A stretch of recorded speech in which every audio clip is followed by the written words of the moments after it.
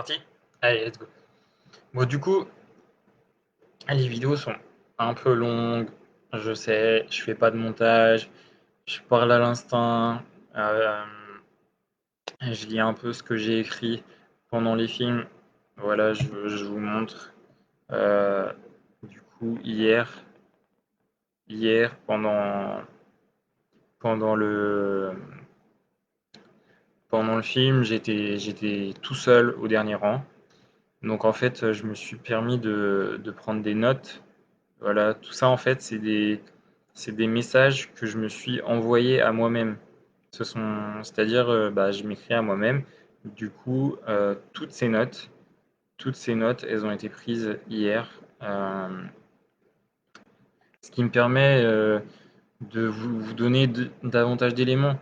Après, je peux comprendre que c'est long, c'est ennuyeux, c'est fastidieux, mais j'ai besoin de parler de ce film. J'ai vraiment besoin de parler de ce film. Je pense l'avoir compris.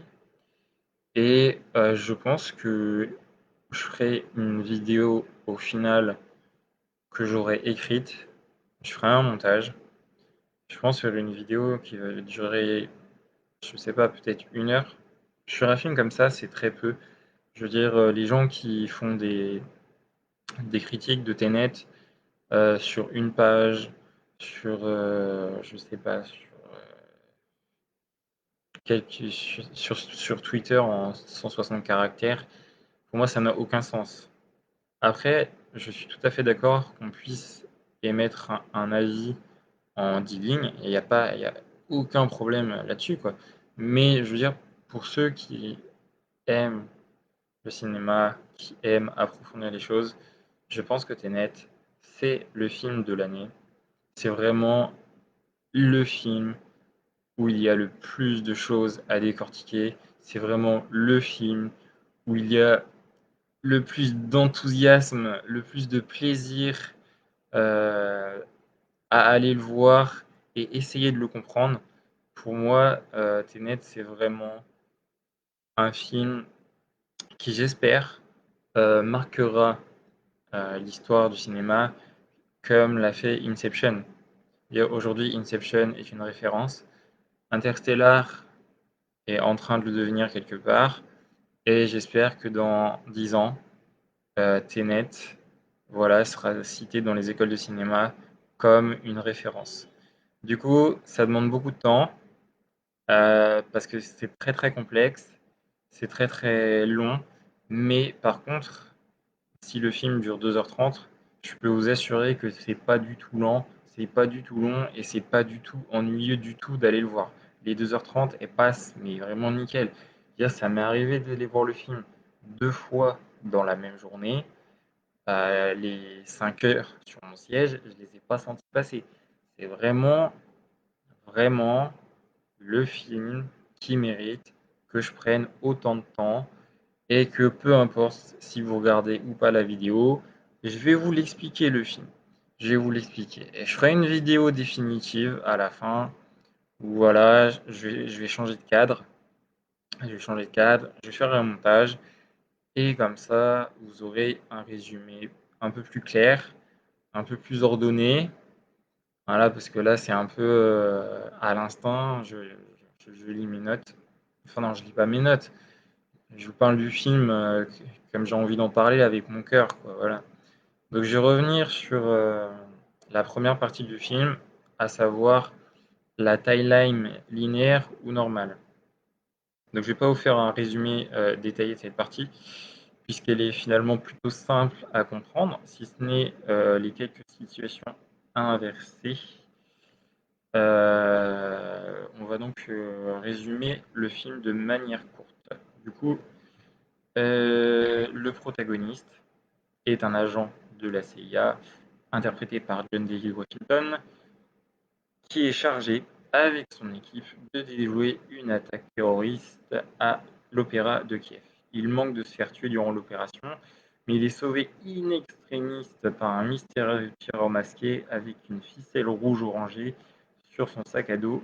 D'ailleurs, Christopher Nolan fait un zoom, il insiste bien sur la petite ficelle rouge-orangée, le lanion, sur le sac à dos, tue l'assaillant en tirant une balle inversée.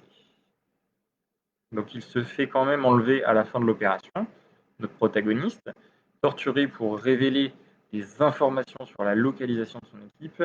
Il avale une pilule de cyanure pour se tuer, mais il s'agissait en fait d'un test. Officiellement mort, il est recruté par une organisation secrète pour sauver le monde d'un danger encore pire qu'une guerre nucléaire, Tenet. Et oui, rien que ça. Le protagoniste se faufile dans une installation sécurisée pour en savoir plus sur les balles inversées. Nous apprenons alors que dans le futur, des gens ont trouvé le moyen d'inverser l'entropie des objets et personne. Et oui, je vous avais expliqué le mot entropie dans une vidéo, donc je ne vais pas revenir sur le mot entropie. Regardez dans le dictionnaire. Donc voilà.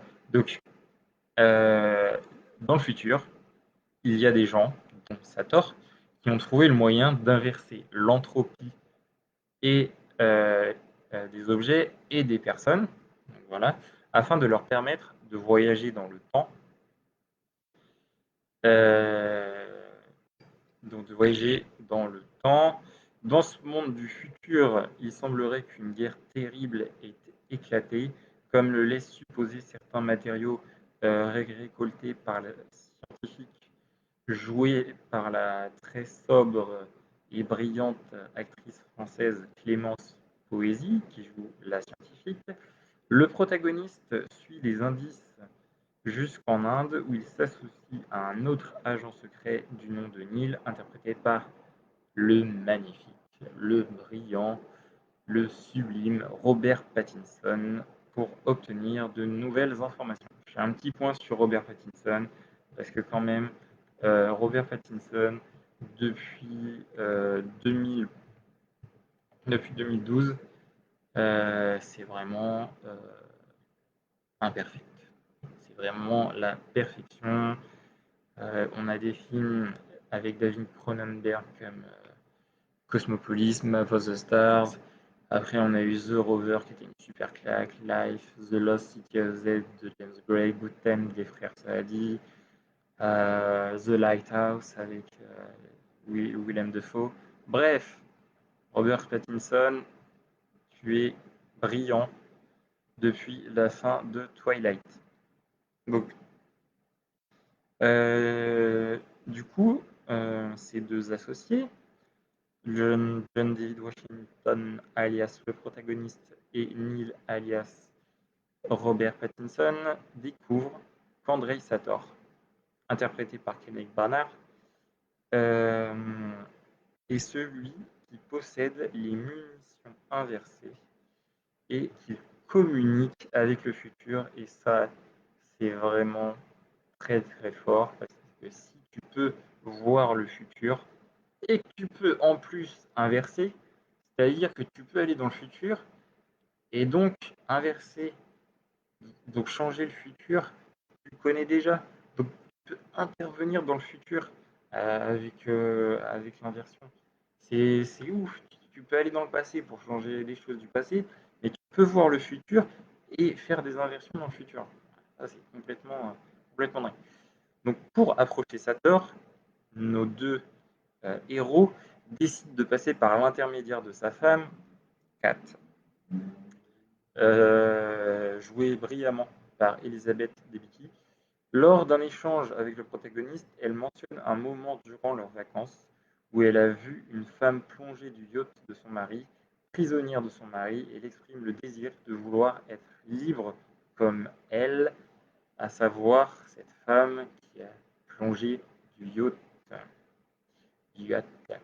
Dans le but de rencontrer Sator, le protagoniste Emile planifie un braquage élaboré qui consiste à écraser un Boeing 747 dans la zone de Port-Franc de l'aéroport d'Oslo pour voler une peinture qui permet à Sator de faire du chantage à sa femme. Parce qu'il faut savoir que la femme de Sator lui a fait acheter un tableau qui est un Goya 9 millions d'euros. Donc, c'est une experte en art. Elle l'a expertisé, elle l'a authentifié. Pour lui faire plaisir, il l'a acheté 9 millions d'euros, sauf que c'était un faux qui avait été peint par, par un homme avec qui elle l'avait trompé, qui s'appelle Arepo dans le film. Donc voilà, il a fait un faux Goya. Son mari achète le faux sur expertise et authentification de sa femme. Du coup, Sator, eh ben, il va lui faire du chantage. Parce qu'il faut savoir que expertiser un faux, tu prends 10 ans de prison. Et donc, Sator, il va se servir de ça pour faire du chantage à sa femme, la menacer, parce qu'en fait, elle est prise au piège. Lui, il sait que sa femme, elle l'a trompé avec Arepo. En plus, le mec fait un faux Goya. Sa femme l'expertise en tant que vrai. Elle l'authentifie. Donc, elle certifie sa valeur 9 millions. Donc voilà. Donc, on peut comprendre en même temps que Sator, voilà, il fait du chantage à sa femme. Et pour la punir, d'ailleurs, euh, ben, quoi de plus que de priver une mère de son enfant. Et oui. Donc sur place, quand on est à l'aéroport d'Oslo, parce qu'il faut savoir que dans l'aéroport d'Oslo, ils conservent les tableaux. Dans... Donc si le protagoniste arrive à mettre la main sur le faux Goya, il peut le détruire, et donc la femme est libérée, puisqu'il n'y a plus de faux, puisqu'il est détruit, et donc ceci n'existera pas dans le futur. C'est ça qui est bien de pouvoir aller dans le passé. On peut changer les choses du futur. Donc sur place, quand ils sont à Oslo, dans l'aéroport à Port-Franc, ils semblent confrontés à deux hommes masqués, un qui semble suivre le flux temporel linéaire et l'autre qui est inversé. Neil poursuit, Neil poursuit le premier tandis que le protagoniste combat l'inversé. Neil parvient à déchirer le masque de l'homme qu'il poursuit, découvrant son identité, cachée au spectateur car hors caméra, mais cette scène reviendra dans le futur et on verra que le protagoniste était en train de se battre contre lui-même, inversé, et que Neil, lui, quand il va arracher le masque de l'homme qui semble suivre le flux temporel, et ben c'est John David Washington, le protagoniste, et il va le laisser partir. Donc voilà, ça, on le sait, cette scène, à la fin du film, elle est en inversion. Voilà. Donc Neil intervient ensuite pour empêcher de tuer l'inversé, parce que Neil, il sait déjà que l'inversé, c'est le protagoniste. Donc on a John David Washington qui est en train de se braquer lui-même, parce que plus tard, dans le futur, il fera une inversion où ce sera lui, cet homme, avec le masque. Et oui, c'est incroyable. C'est incroyable ce film. Donc le protagoniste réussit finalement à rencontrer Sator, mais manque de se faire tuer par celui-ci et lui propose de voler du plutonium pour survivre. L'opération est un succès, mais lors de l'évasion, il rencontre des voitures inversées dans le temps. Le protagoniste remet la mallette censée contenir le plutonium pour sauver Kat, mais ils se font capturer par les hommes de Sator. C'est là que la jonction entre la première et la deuxième partie opère. On a... Voilà. Qu'est-ce que je peux dire? La scène en plus, la scène, voilà, c'est un truc de malade cette scène où ils essaient de récupérer la mallette, ils mettent tout un stratagème en place avec trois camions, un camion de pompiers, ils sont censés vraiment. Sator n'est pas censé voir cette opération pour voler le plutonium, mais grâce au fait qu'il puisse avoir ces capsules temporelles, il arrive à savoir ce qu'ils vont faire et il va intervenir. Et il va intervenir avec sa femme et il va le menacer comme ça en faisant 3, 2, 1. Si tu ne me donnes pas la mallette, bah, je tue ma femme. Et on sait que le protagoniste a des sentiments, euh, en tout cas, il a une estime pour Kat. La vie de Kat lui tient à cœur. La vie de Kat est importante à ses yeux. Donc ce qu'il va faire, c'est qu'il va donner la manette du plutonium et il va essayer d'arrêter la voiture parce que Kat se retrouve toute seule dans la voiture. Elle est inversée, sans oxygène. Donc, donc voilà. Donc c'est à ce moment-là que la jonction entre la première et la deuxième partie opère.